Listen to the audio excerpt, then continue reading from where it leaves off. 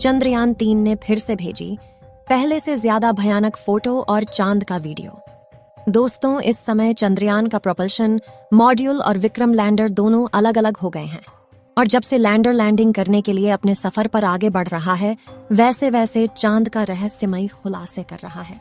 आपको बता दें कि चंद्रयान-3 में लगे हाई रेजोल्यूशन कैमरे ने चांद की ऐसी भयानक फोटो के साथ वीडियो को भेजा है जिसे देखकर वैज्ञानिक भी अचंभे में पड़ गए हैं। साथ ही चंद्रयान-3 के लैंडर ने इसरो के पास ऐसा मैसेज भेजा है जिसे देखने के बाद इसरो के वैज्ञानिकों को भी अपने कारनामों पर यकीन नहीं हो रहा है। चंद्रयान-3 द्वारा भेजी गई तस्वीरों को दिखाने से पहले हम आपको कुछ जानकारियां देते हैं। दोस्तों, 17 अगस्त के दिन दोपहर में 1:15 पर जब प्रोपल्शन मॉड्यूल और विक्रम लैंडर दोनों अलग अलग हो गए थे, तभी विक्रम लैंडर ने प्रोपल्शन मॉड्यूल को धन्यवाद देते हुए इसरो के पास मैसेज को भेजा है और मैसेज में लिखा है कि जिन्होंने मेरा साथ दिया उनका धन्यवाद। आपको जानकारी के लिए बता दें कि यह मैसेज विक्रम लैंडर ने इसरो के वैज्ञानिकों के पास भेजा है, जिसकी जानकारी इसरो के वैज्ञानिकों ने ट्वीट के माध्यम से दे दिया है।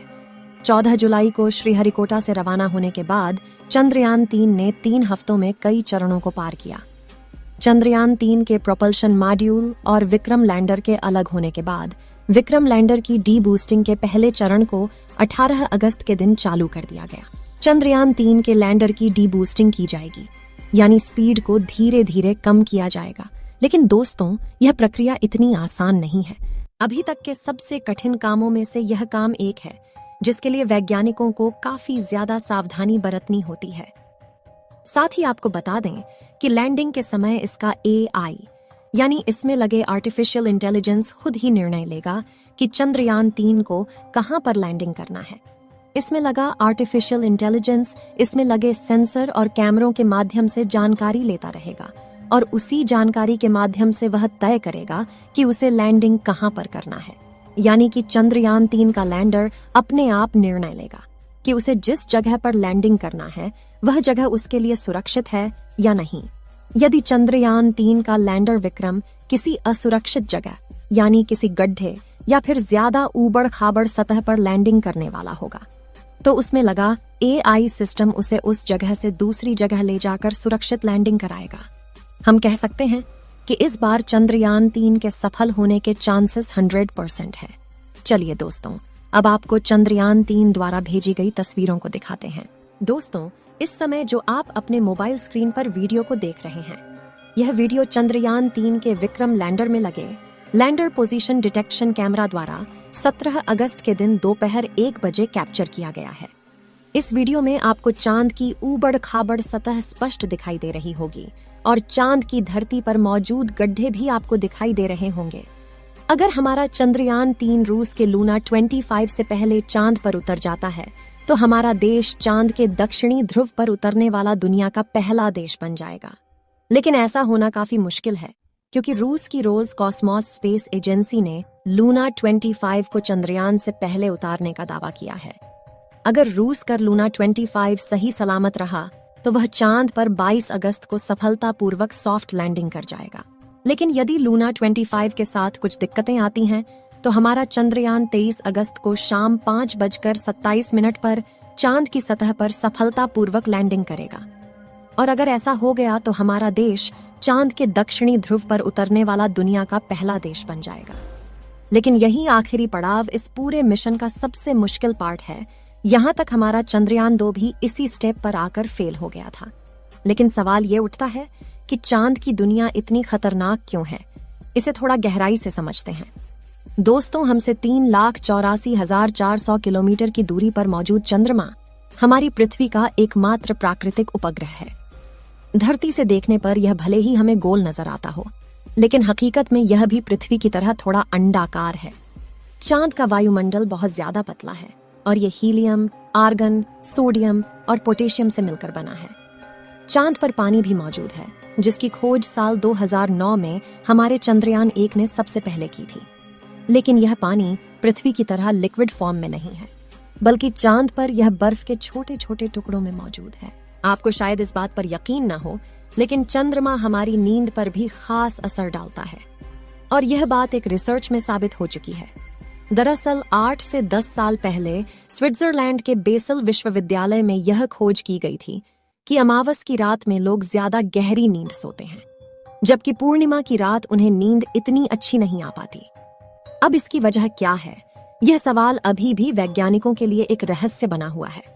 आपने बहुत बार सुना होगा कि चांद पर बड़े बड़े गड्ढे मौजूद हैं, लेकिन इन सभी में सबसे ज्यादा बड़े और गहरे गड्ढे चांद के दक्षिणी ध्रुव पर है और चंद्रयान 3 के विक्रम लैंडर को यहीं पर उतरना है। साथ ही इस इलाके में गड्ढे भी सबसे ज्यादा है।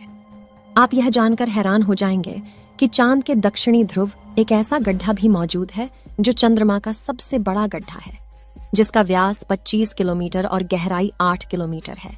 यानी इसमें 1 से लेकर 10 कुतुब मीनार तक समा सकते हैं। इतना ही नहीं, बल्कि हमारे पूरे सोलर सिस्टम का सबसे बड़ा गड्ढा है। दोस्तों, चांद के दक्षिणी ध्रुव को सिर्फ इसके गड्ढे ही इतना खतरनाक नहीं बनाते, बल्कि बेहद ठंडा तापमान भी इस जगह के भयानक होने की एक बड़ी वजह है। असल में इस इलाके में कभी भी धूप नहीं पड़ती, जिसके चलते यहाँ कुछ हिस्सों का तापमान -50 डिग्री सेल्सियस तक पहुंच जाता है। ऐसे में कोई नहीं जानता कि यहाँ कौन से रहस्य छुपे हुए हैं।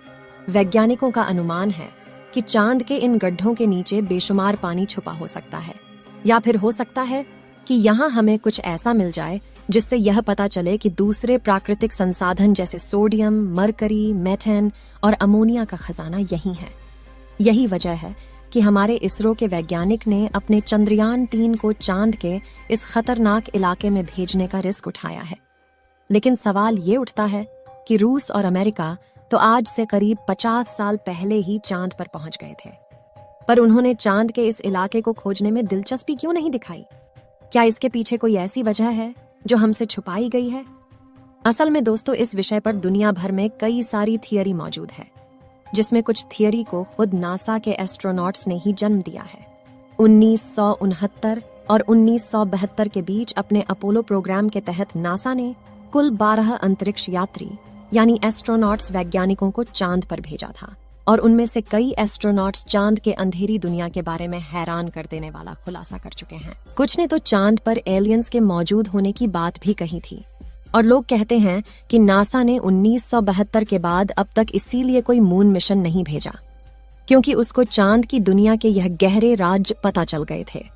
हालांकि नासा की तरफ से इसकी वजह दी गई कि चांद पर ऐसा कुछ नहीं है जिसकी खोज की जाए, इसलिए अब इस मिशन पर और ज्यादा पैसा बर्बाद नहीं करना चाहता था। तो दोस्तों, अगर भविष्य में मौका मिले तो क्या आप चांद पर जाकर बसना चाहेंगे? अपनी राय कमेंट में जरूर बताएं। आज के लिए इतना ही। आपकी आखिरी जिम्मेदारी इस वीडियो को लाइक करके शेयर करने की है। इसे ज्यादा से ज्यादा मित्रों तक शेयर करें ताकि उन्हें भी जानकारी मिल सके। और भी ऐसी ही नॉलेजेबल वीडियो के लिए अपने भरोसेमंद चैनल को सब्सक्राइब जरूर करें और बेल आइकन को ऑल पर सिलेक्ट करना बिल्कुल ना भूलें। वीडियो को अंत तक देखने के लिए धन्यवाद।